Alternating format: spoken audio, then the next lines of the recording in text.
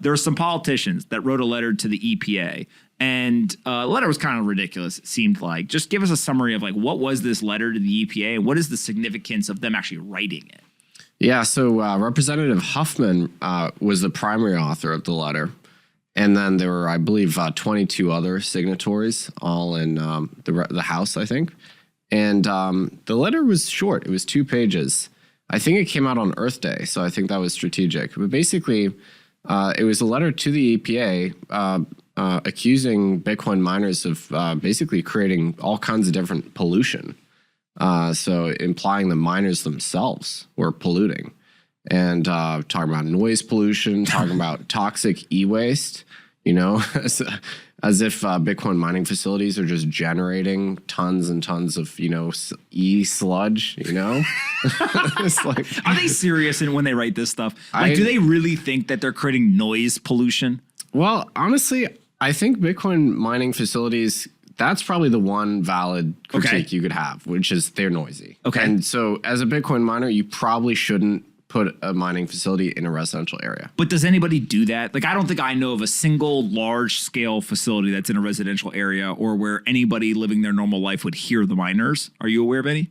There's a handful of bad apples, I would say, in the Bitcoin mining space, but the vast majority, you know, obviously Bitcoin doesn't care where it's mined. So it's typically in very rural industrial areas where it doesn't matter. The rest of the critiques were not really salient. They were grounded in myth making, I think. But yeah, I think, you know, it's hard to know whether the letter was sincere.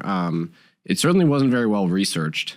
I think it was mostly posturing, basically saying, here's a way to score easy political wins. We can beat up on this industry that nobody cares about, nobody's going to defend. And, you know, it can be a nice little Earth Day, you know, letter to the EPA. Okay, I got a couple of questions you can answer or not answer depending on how you feel today. First is, who's funding this stuff? Is there like altcoin stuff? Michael Saylor, a couple of people have talked about this. Like, are there competitive, and I'll put that in air quotes, projects and founders or teams, maybe even research areas, whatever, that are actually pushing this, or are like the politicians going and doing this themselves? So I don't know if Huffman specifically or any of the co-signatories of the letter, including AOC, she signed it, are funded by altcoins or any entity that might have an animus against Bitcoin. However, there is an explicit campaign funded by Ripple, basically, to demonize proof of work. And so, you know, sometimes certain altcoin promoters or other blockchains, proof of stake, they will sort of throw proof of work under the bus a little bit in their public messaging, right? But in the case of Ripple, it's an explicit campaign against Bitcoin, or the co-founders of Ripple, Chris Larsen, I would say specifically. And so that is an actual well-funded campaign with money going to environmental groups to agitate against Bitcoin, try and get Bitcoin to change the code, so to speak. Which is that's not gonna probably not happening. So one of the things that I had Chris come on, and I was very honest with him. Look, we disagree on a lot of stuff, right? But I think that one thing that we can agree on is like these technologies, at the end, we believe they can change the world for the better. Now, which ones, how we get there, all this, like, we pretty much disagree on almost everything else other than like, hey, we're both intellectually interested in like making the world better, whatever that ends up meaning.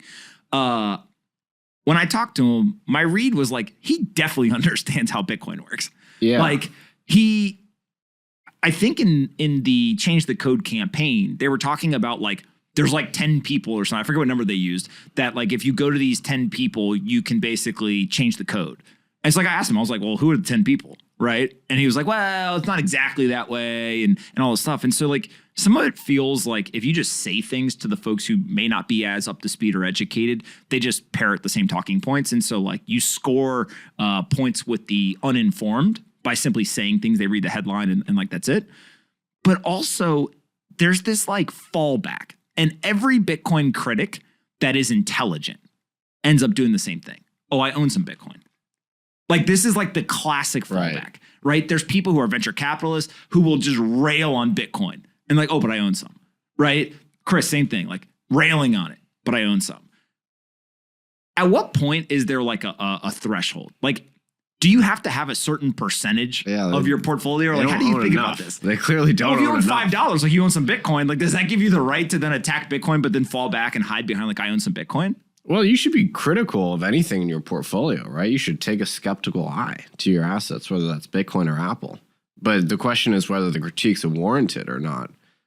In the case of Ripple, you know, he's clearly very conflicted. So it's hard to decompose the part of the critique that's genuine from the part that is motivated by his much larger investment. Hey you, did you like this video? Great, we make 5 of them a day and post them here on this channel. Make sure you're subscribed, like the video, and see you next time.